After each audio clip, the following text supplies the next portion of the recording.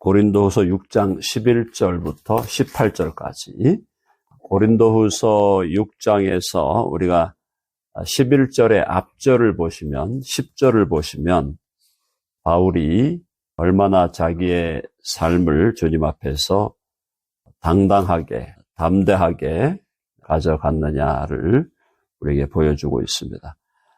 근심하는 자 같으나 항상 기뻐하고, 가난한 자 같으나 많은 사람을 부유하게 하고, 아무것도 없는 자 같으나 모든 것을 가진 자로다.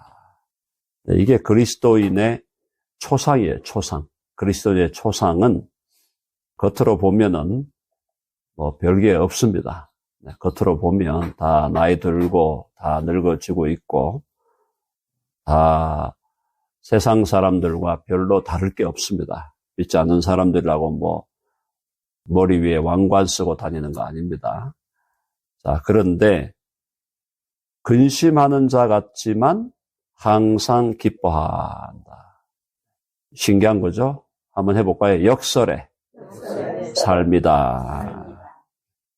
가난한 자 같으나 많은 사람을 부유하게 합니다. 많은 사람을 부유하게 만들어요. 돈을 준다는 게 아니죠. 예수님을 주어서 그 사람이 예수님 믿게 하면 예수님을 얻는 순간에 모든 걸 얻는 거예요. 하나님이 당신을 주시고 또 당신의 우주를 주신다는 거죠. 그래서 아무것도 없는 자 같습니다. 예수님 믿는 사람 중에 빌리어네어, 밀리어네어 얼마나 되겠습니까? 1%도 안 될 거예요. 1%가 뭐예요? 0.000 이 정도밖에 안 될 텐데 그리스도인들이 평균 2000년 교회사 동안 그리스도인들의 평균 경제적 수준이 어땠을까? 하층에서 거의 머물렀을 겁니다. 그리스도인들의 평균은요. 우리들 미국에 사는 사람들은 그거에 비하면 굉장히 상층에 있는 거예요. 상층에. 2000년 동안 크리스찬들의 평균 경제적인 수준이 어땠을까? 한 달에 한 1000불 정도 받는 수준이었을 겁니다. 그러나 모든 것을 가진 자다. 모든 것을 가진 자다. 그래서 우리가 당당한 겁니다. 예수님 믿는 사람은 당당하고 자유롭고 담대하고 그렇게 해야 돼요. 예수님 믿는다면서 쭈삣쭈삣하고 뭔가 모르게 뒤에 숨겨놓은 거 있는 것 같고 이런 사람들은 예수님 믿는 거 아니에요. 예수님을 믿는다고 하면서 뒤로 숨어 들어가고 얼굴 가리고 앞에 나오는 거 두려워하고 몰라 성격적으로 앞에 나오는 거 두려워한다. 그거는 이해해야 되겠지만은 예수님 믿는 사람이 뒤에 가가지고 그냥 소근소근 대고 정신 나간 사람들이에요. 당당해야 돼요. 자유로워야 돼. 아멘 하시죠?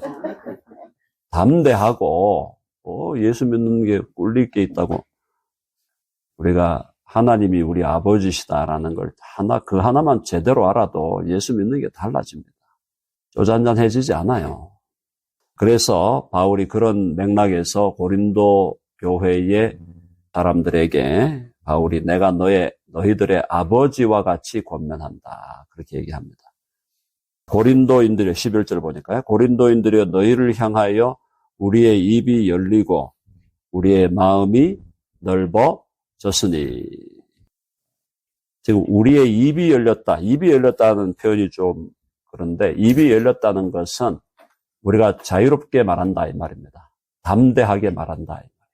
그러잖아요. 우리가 사람과 관계 속에서 너 입 터졌네? 이러잖아요. 입 터졌네라는 말이 뭐냐면 갑자기 왜 이렇게 담대해졌지? 이런 거거든요. 그런 말이에요. 그러니까 입이 열렸다라는 말이 내가 당당하게 그리고 자유롭게 담대하게 너에게 말하는데 그리고 우리의 마음이 넓어졌다. 우리 마음은 너희를 향하여 항상 넓은 마음이다. 이게 이제 이런 얘기를 하는 이유가 고린도 교회를 향하여 바울이 책망을 많이 했거든요. 야, 너희들 그렇게 살아서 되겠냐. 막 뭐라고 그랬기 때문에 이 고린도 교회 교인들이 바울에 대해서 약간 주눅이 들었을 수 있습니다. 그러니까 우리 마음은 넓다. 우리의 마음은 넓고 우리의 입은 지금 정말 담대하고 자신 있게 그렇게 얘기한다. 자, 12절 같이 읽어봅시다. 시작. 너희가 우리 안에서 좁아진 것이 아니라 오직 너희 심정에서 좁아진 것이니라. 그래서 너희가 우리 안에서 좁아지는 것이 아니라, 참 번역이 좀 아쉬워요. 성경 번역 다시 해야 돼. 제가 볼 때는. 번역이 이래가지고 학자들이 모여가지고 번역을 이렇게 해놓으니까 일반인들이 어떻게 알겠습니까? 제가 읽어봐도 모르는데. 제가 12절 읽어보고 이거 뭔 말이야? 그래서 제가 다시 찾아본 겁니다. 영어 찾아보고 뭔 말이야 이게 지금. 그래서 너희가 우리 안에서 좁아진, 이 말은 우리 때문에 좁아지는 것이 아니라 너희 심정에서 좁아졌다. 그러니까 너희 마음이 지금 좁아진 것이다. 말을 하면은 우리 때문에 너희들이 힘들어한다기보다는 너희들 마음이 좀 충분히 넓혀지지 않았다. 그런 얘기를 하고 있는 것입니다. 그러니까 원인이 우리에게 있다기보다는 너희들에게 있다. 이 얘기를 지금 바울이 하고 싶은 거고요. 그러니 13절 시작. 내가 자녀에게 말하듯 하노니 보답하는 것으로 너희도 마음을 넓히라. 내가 넓은 마음으로 이제 얘기하니까 우리도 바울과 바울팀이 고린도 교회를 향하여 넓은 마음, 관대한 마음, 이해하는 마음, 그 마음으로 지금 말을 하니까 그게 뭐예요? 자녀에게 말하듯 한다. 보답하는 것으로 너희도 mutually, 이 말이에요. mutually. 보답한다는 것은 내가 너희들에게 넓은 마음으로 다가가니까 너희도 이제 마음을 넓혀라. 이것도 지금 바울이 막 책망하는 그런 투가 아니고요. 잘 권면하는 겁니다. 너희들 마음이 넓어지기를 바란다. 넓어지기를 바라고 또 이렇게 진리의 말씀을 증거할 때 마음을 닫지 말고 마음을 열어서 주의 말씀을 받아라 라는 권면을 지금 해주고 있습니다.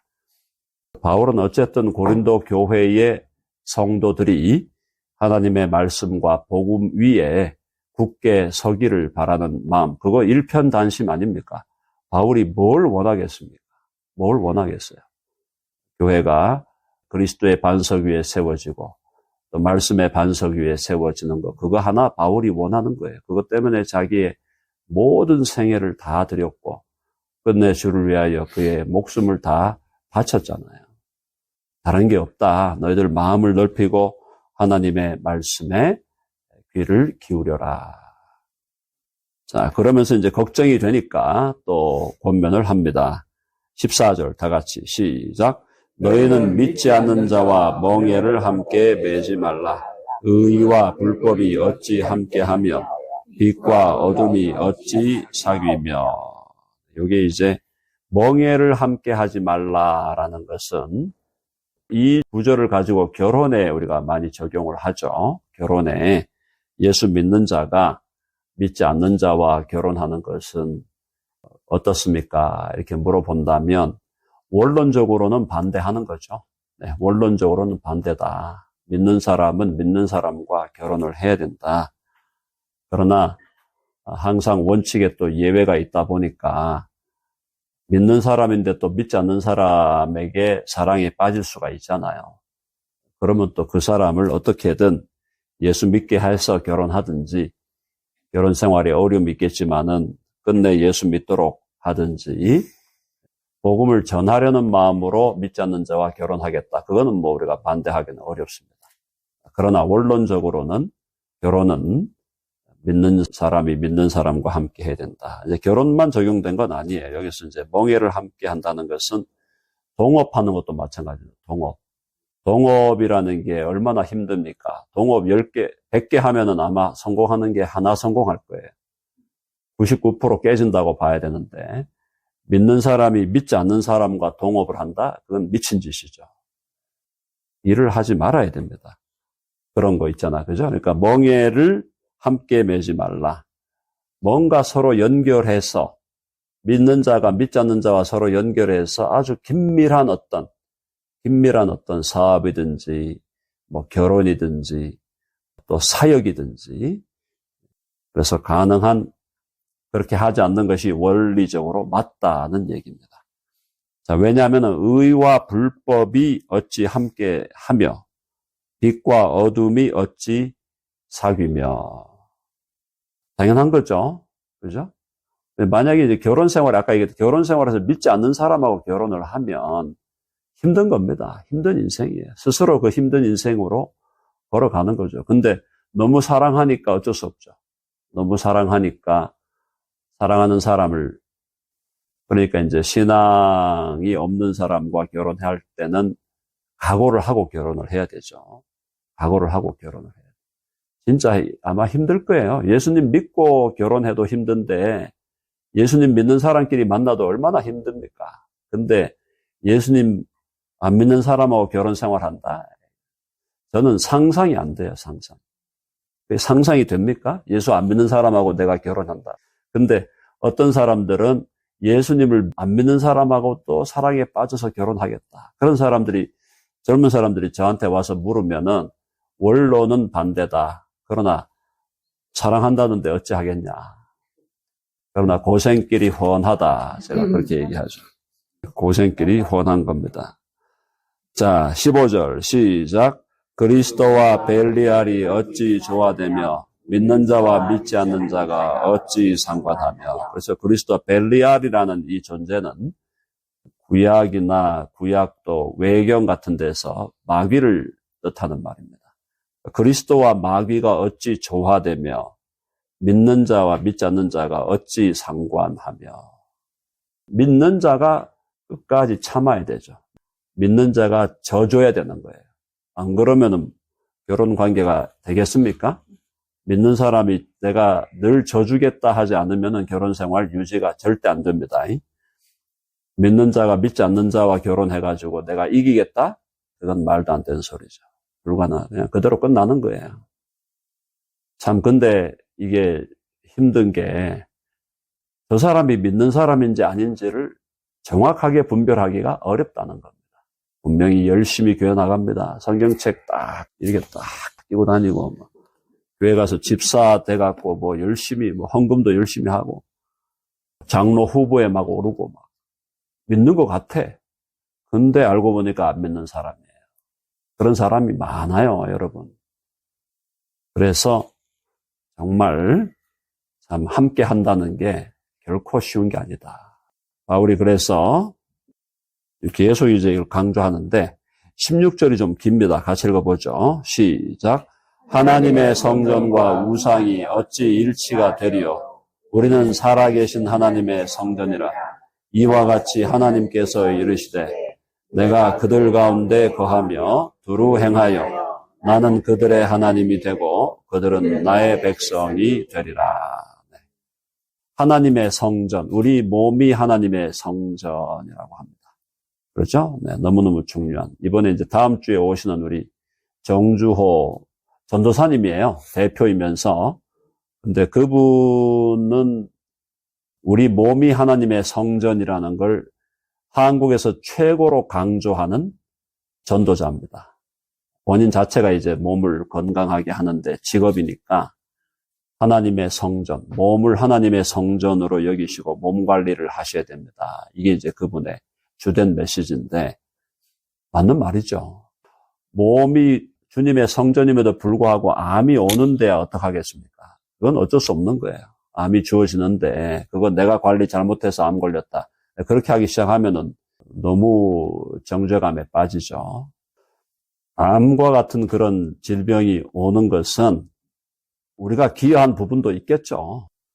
저도 위암 한번 걸려가지고 뒤를 돌아보니까 잘못한 게 느껴지더라고요. 아, 그랬구나. 또 내가 할 수 없었던 것들도 있는 거예요. 그래서 그런 이제 질병이 올 때에 우리가 과도한 죄책감에 빠지면 안 되는데 어쨌든 우리 몸이 성전이라는 거, 개인의 몸이 성전이고 우리 교회 공동체가 하나님의 성전입니다.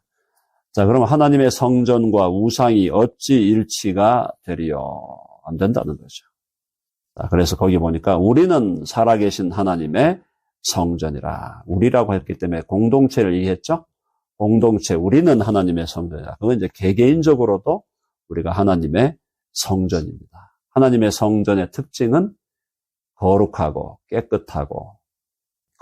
깨끗하게 유지해야 되겠죠. 하나님의 성전.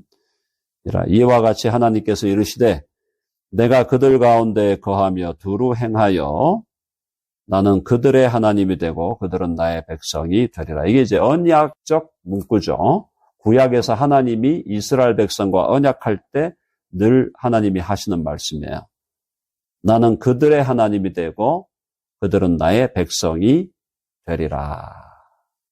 그건 이제 정치적인 표현이죠. 내가 너희들의 왕이다. 왕이고 너희는 나의 백성이다. 혹은 목자고 너희들은 내 양이다. 이런 표현입니다. 그렇죠? 이게 언약의 하나님. 하나님과 이스라엘의 관계가 그랬고 하나님과 교회의 관계가 그러하다. 이 말이죠.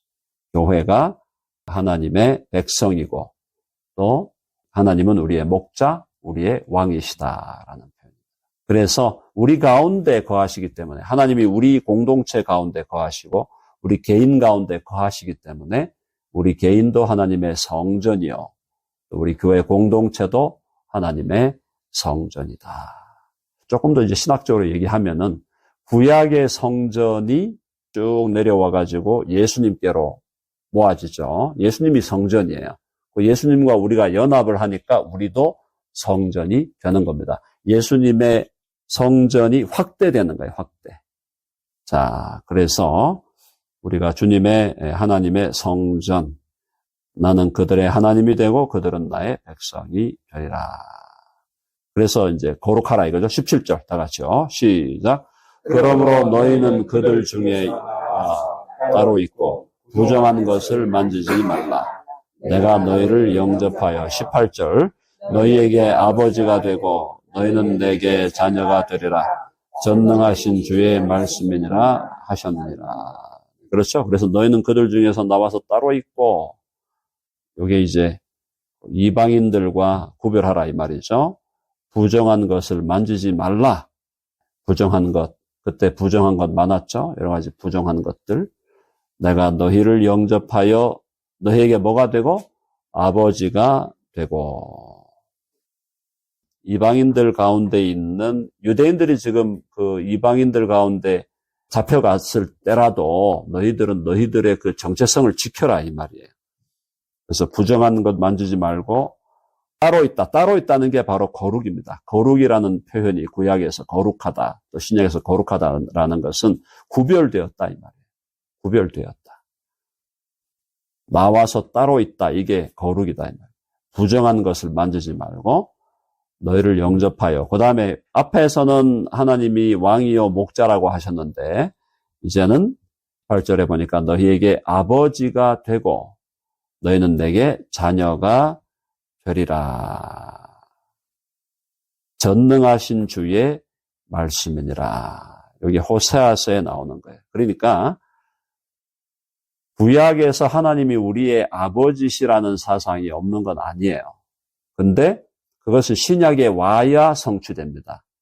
구약의 이스라엘 백성이 하나님을 아버지로 불렀다간 돌에 쳐 맞았을 거예요. 돌에 쳐 맞아 죽었을 거예요. 하나님을 아버지로도 못 불렀고 하나님을 여호와라고도 못 불렀어요. 유대인들은 하나님을 그냥 아도나이라는 것은 주님이란 말인데 그냥 그렇게만 부른 거예요. 물론 이스라엘에게 하나님이 주신 계시가 구약 계시가 탁월했지만 그들이 하나님과 누렸던 교제는 여전히 먼 겁니다. 하나님은 우리의 왕이시고 하나님은 우리의 목자시고 거리가 멀어요. 그런데 하나님께서 호세아 선지자를 통해서 일종의 예언인 거죠. 하시면서 너희에게 아버지가 되고 너희는 내게 자녀가 되리라. 이제는 앞으로는 너희가 나를 아버지라고 부를 것이다. 그 얘기를 하신 거죠. 근데 예수님이 오셔서 너희는 하나님을 단순히 하나님이라고만 하지 말아라. 뭐라 그랬어요? 하나님을 아버지라고 불러라. 너희는 이렇게 기도하라. 하늘에 계신 우리 아버지여. 하나님이라고도 하셨지만은 예수님이 가장 선호하신 하나님을 호칭하는 단어는 아버지였다. 그래서 우리는 하나님을 아버지로 모시고 살아가는, 하나님을 아빠로 모시고 살아가는 사람들이기 때문에 우리는 당당하고 자유롭고 담대하면서 또 아버지의 이름이 거룩히 여김을 받으시옵소서. 우리 아버지의 이름이 거룩히 여김을 받으시기를 원하기 때문에 우리의 삶에서 조심하며 살아가는 것입니다. 그래서 하나님 우리 아버지 예수님이 오셔서 우리에게 하나님을 아버지로 소개하시고 당신이 하나님을 아버지로 부르시고 그리고 우리를 하나님의 자녀로 너는 내 아들이야 너는 내 딸이야 나는 너의 아버지 아바 아버지 저는 육신의 아버지를 17살 때 천국으로 보내드렸는데 그 이후에 42년을 육신의 아버지 없이 살았습니다. 아마 여러분 중에 더 어릴 때 아버지를 보내드린 분들도 있을 거예요. 자, 근데 육신의 아버지가 없었던 것이 갖고 있는 강점은 영혼의 아버지를 더 아버지로 모시고 살아갈 수가 있었다라는 겁니다. 그래서 영혼의 아버지가 바로 우리의 영혼의 고향이죠. 영혼의 아버지가 우리의 영혼의 고향이에요. 어머니도 위대하고 어머니가 아버지보다 위대하죠. 위대한데 그래도 아버지에 대한 또 이 사랑은 우리 자녀들이 결국 아버지가 떠나고 나면은 아버지의 사랑이 더 그립다라는 얘기를 합니다. 아버지가 폭력 아버지 말고 정말 사랑이 있었던 아버지면 어머니보다 아버지가 더 그립다라는 얘기를 또 하죠. 그죠? 뭔가 모르게 어머니에 대한 것은 어머니에 대한 연민, 긍휼, 불쌍히 여김 이런 것들이 있는데 아버지에게도 그런 마음이 들지만 그러다 아버지에게서 느꼈던 그런 평안함, 그런 안전감 이런 것들이 또 그리울 때가 되는데 결국은 하나님이 우리의 아버지 되신다는 사실을 다시 한번 깨닫고 우리의 삶이 여러분 우리가 혼자 이 세상에 혼자 내쳐져도요 아버지가 계시잖아요. 아버지 하나님 아버지가 계시기 때문에 두려워할 거 없고 염려할 거 없습니다. 여러분 아멘 하시죠? 네, 우리 그렇게 믿음으로 살아갈 수 있기를 바랍니다.